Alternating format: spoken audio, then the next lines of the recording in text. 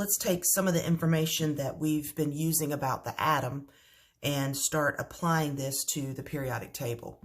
All right, so you've heard me tell you repeatedly that you're going to be given a periodic table for all your tests. So you don't need to memorize it, but you do need to understand how it works. So as we look at our periodic table, we've already figured out how to use the atomic number to figure out the number of protons, how to use the mass number to figure out the number of neutrons, and the fact that the number of protons is equal to the number of electrons. We've also already figured out that where an element is on the periodic table based on its number tells us how many protons it has. And so we know that elements are added to the periodic table in order of increasing number of protons. And then we started looking at the fact that the shape of the periodic table tells us the number of electrons. And so if we look at our periodic table, we know that this first row has 2 electrons, the second row has 8 electrons, the third row has 8 electrons, and it can hold up to 18. So the reason that the periodic table is only 2 at the top and then 8 and then 8 and then 18 is based on the number of electrons. So we're already starting to see that which row it's on makes a difference, and what number it is makes a difference. Now we're going to start looking at, okay, well, what about the things that are on the left and the things that are on the right? And what's this different color here in the middle? So remember that as we look at our periodic table, each square is important. That you've got the atomic number, the symbol, the element name, the atomic mass. But where it is on the table is also important, okay? So this atomic number is going to increase as we go from left to right. And so therefore the number of protons and electrons is going to increase as we go from left to right. And higher up on the table is less electrons, lower on the table is more electrons. And so we see this is going to tell us which row it's in is going to tell us how many energy levels there are. So if we're drawing a Bohr model, this is going to tell us how many rings we need on our picture. Then you guys looked at metals, metalloids, and nonmetals. And notice that I intentionally keep saying them in that order because metals come first, then metalloids, then nonmetals, okay?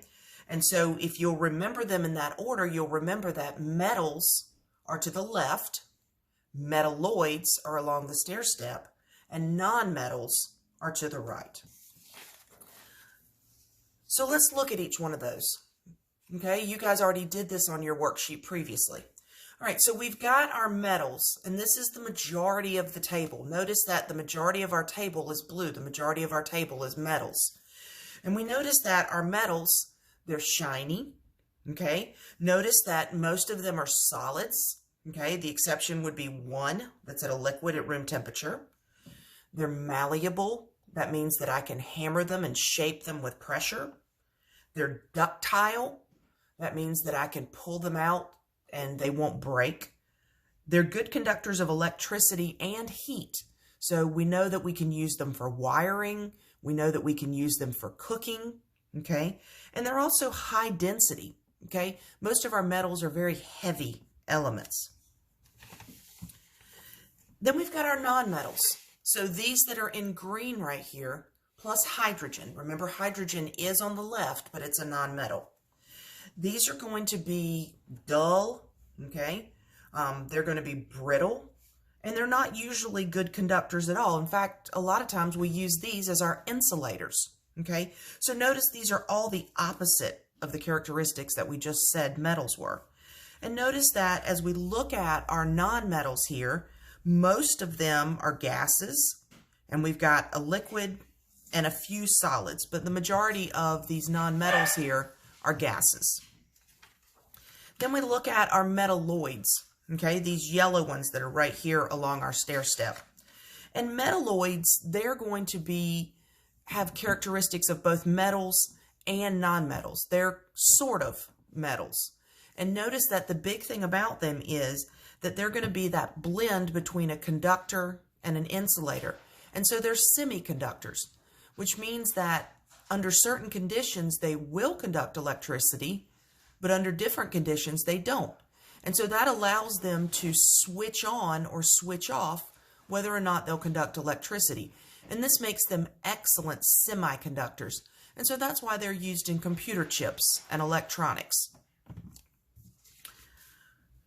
All right, so make sure that as you're looking at your periodic table that you understand whether or not an element's going to be a metal, a metalloid, or a nonmetal based on where it's placed. And then we can also look at the rows, which are called periods, and we can look at the columns, which are called families or groups, and that's going to tell us a whole lot about that element. And so this is going to help us as we use our periodic table.